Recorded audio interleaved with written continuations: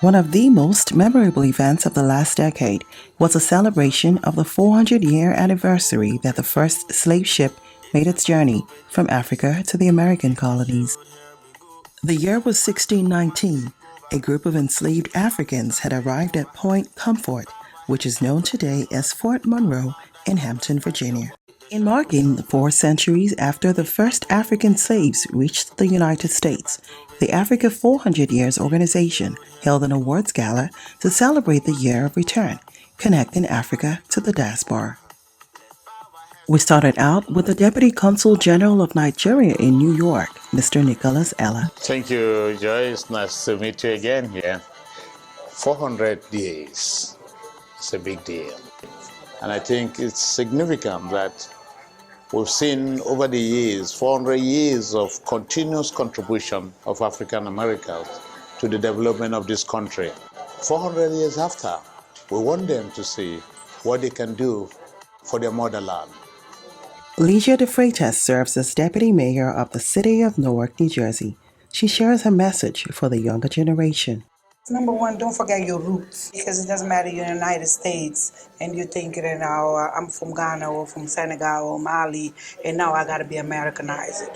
Don't forget where you come from, because the tradition, the food, the music, everything comes from the tradition. That's what you are. That's your identity. It's like a fingerprint. I am here with Mr. Doso Casimo, community organizer here in New Jersey. What would you say was your experience in this event?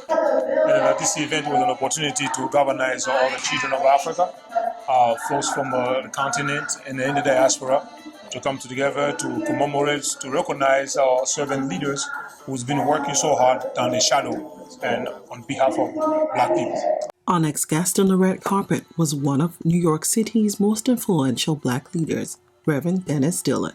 He called for Blacks in America to form a coalition with the African continent to help in the rebuilding process. After 400 years of entrapment, 400 years of entanglement, 400 years of enslavement, that there's a rise, that there's a transformation, that Blacks in America have to now begin to form coalition with the continent and do what Marcus Garvey talked about so many years ago, do what others have done, and begin to understand that if Blacks in America do not begin to make the journey back to rebuild the continent and to empower Black people globally, we will continue to struggle and suffer the way we have suffered all these years. This was a beautiful event. It's very important for us to understand where we come from in order for us to know where we're going and to continue to build on onto the next generation of leaders, and hopefully teach our children the history so that they can be able to carry the torch forward. This event is historical, and I'm so happy that we're here celebrating this milestone, because it's 400 years that we have been here. And we are here sharing our culture, letting everybody know that we are here. And I'm very proud to say that everyone here are descendants of strong, mighty people. My takeaway from this event is that we should not forget our foundation, our originality as a Black people.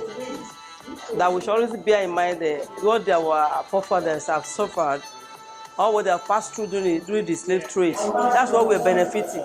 We enjoy what they have suffered for us. It was really great that I was a part of it, and I know I will never see it again. And at the same time, all this generation right now, I even wonder if anybody else will see another 500 event. And that type of history, I'm happy to be here. Now you came in from Nigeria to attend this event. What do you take back with you?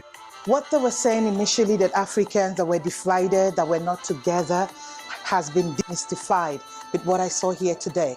You could see that Africa, we are one, we're together, and together, the Africa in us is stronger than anything you can think of. Prince Adekoya was a visionary behind the gala night. He explains that the Africa 400 organization will serve as an advocacy hub to bridge the unity between the continental Africa and those in diaspora. We have to understand how far we have come And not only how far we have come, where are we going from here? It can no longer be business as usual.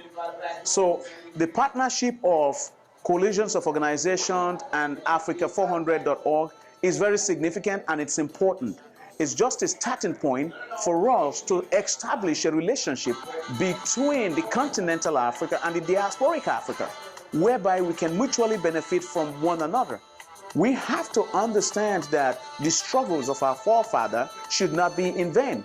Because if we look at other parts of the continent, we're talking about the Asia, we're talking about the Europe, we're talking about any other continent that you can imagine. They all do business together. Adekoya further stated that beyond the celebration honoring people of African descent, there was more work to be done in unifying the continent. We are not united enough. So the organization is in the position to bring the unity and bridge the gap between the diasporic Africans and the continental Africans. With the effort of all the coalition organizations, the coalition members, I think we're more and better positioned to be able to move this forward from now. Just not about celebration. While we honor the legends and the pathfinders on whose shoulder we stand, we will continue to move on from there.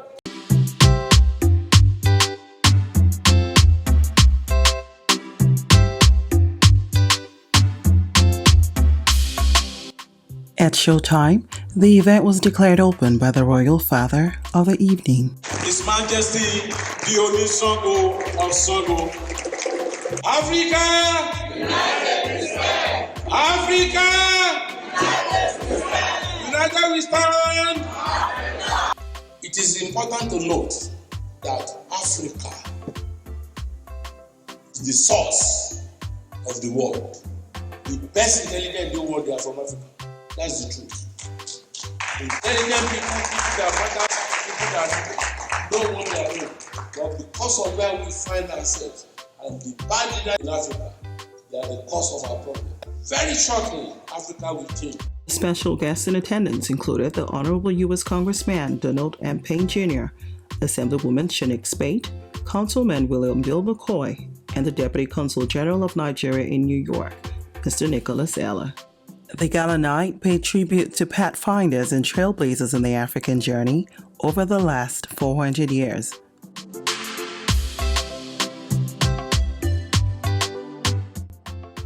The event also created an atmosphere for reflection.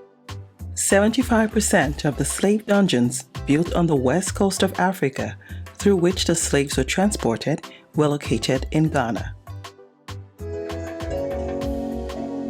The pledge. I pledge my respect of the flag of the Black American and to the people it represents. I shall remain aware of the color red, being ever mindful that it represents the blood shed by our forefathers. The color black gives me pride and identity. I shall always remain true to the American ideal that all men are created equal. There was so much to learn and so much to share with a renewed call for unity.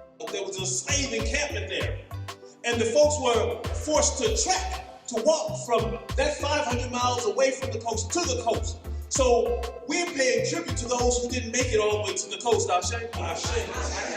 For all those whose names we did not call, and we respect their sacrifices and their upliftment. We say Ashe, Ashe, Ashe.